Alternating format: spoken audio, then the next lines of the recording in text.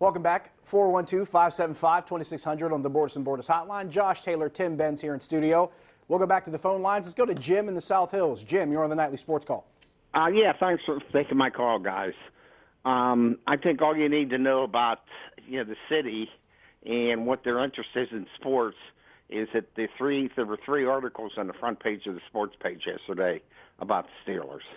So they've already given up on the Pirates. It's the start of training 13, camp. Yeah, 2-13 after the All-Star break combined with the start of training camp is going to do that. Absolutely agree that they should. I mean, I was happy to see those three articles. So I learned a couple things. That's how I look at it. It's also the start of training camp. Yeah, but here's my comment about the interesting part about the Steelers this year. I think it's going to be Big Ben's year to show. I mean, he's been spectacular. How can you take anything away that he's done? But, he's losing AB for the year. Bell, little bit last year. But Big Ben, when he always had outlets with those two guys, and those guys, he knew where they were.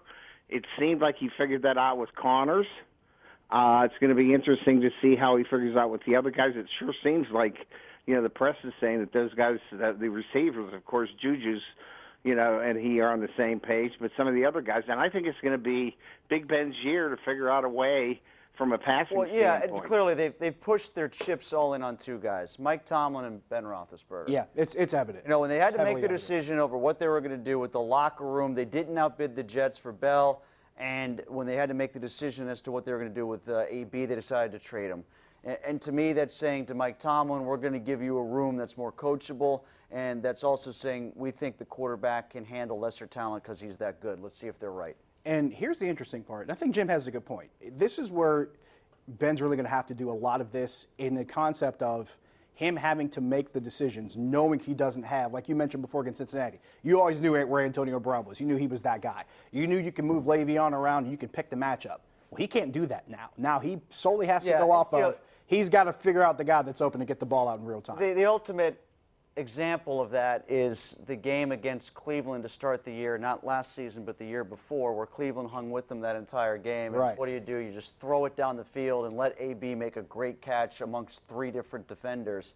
That to me is the coalescing of what you're talking about. And that's not there unless it's Juju, who, the first day of practice makes two spectacular deep ball catches. Not quite what AB did in camp last year with one of the best catches I've ever seen that day in Latrobe, but he, especially with the deep ball, that's the one thing. Does Juju have the speed to separate and get down the field on his own? And Steeler cornerbacks, but so far so good. Point taken.